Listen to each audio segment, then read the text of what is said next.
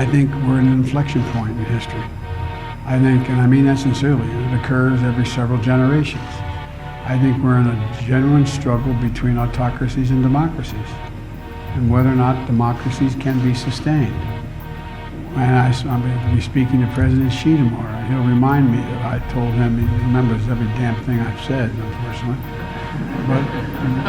But all kidding aside, we talked about the idea, he does not believe democracies can be sustained in the 21st century. Because things move so rapidly, technology is changing so much, democracies don't have time to arrive at consensus. That's why autocracies will succeed. My generic point is that, now you have Ireland and Great Britain and the Republic standing together against a murderous dictator, a pure thug who is waging an immoral war against the people of Ukraine. And Putin is paying a big price for his aggression.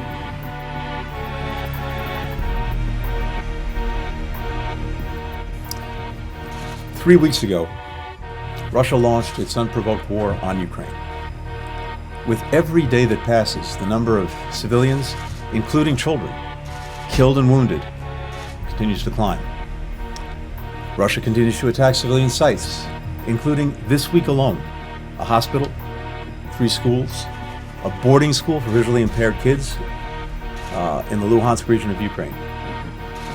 Yesterday, Russian forces bombed a theater in Mariupol where hundreds of people had been taking shelter.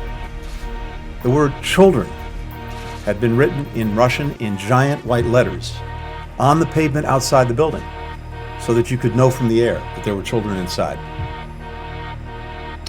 Russian forces also opened fire on 10 civilians who were waiting in line for bread.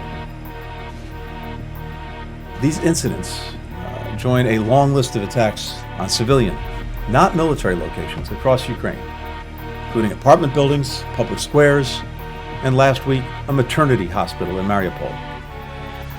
I doubt that any of us who saw those images will ever forget them. We've seen Russia use similar tactics before, in Grozny, in Aleppo. They stepped up their bombardment with the goal of breaking the will of the people. Yesterday, President Biden said that, in his opinion, war crimes have been committed in Ukraine. Personally, I agree. Intentionally targeting civilians is a war crime. After all the destruction of the past 3 weeks, I find it difficult to conclude that the Russians are doing otherwise.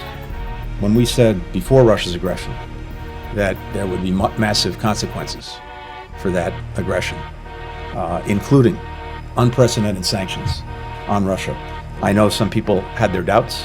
I think we've demonstrated that we've been good to our word. When we said that there would be sustained, powerful support for Ukraine and its efforts to defend itself, we've demonstrated that we're good to our word. So when I tell you that there will be accountability and consequences for any war crimes that have been committed, I hope you'll take me at my word, but actions always speak louder than words. Thank you very much. Thank you. Thanks.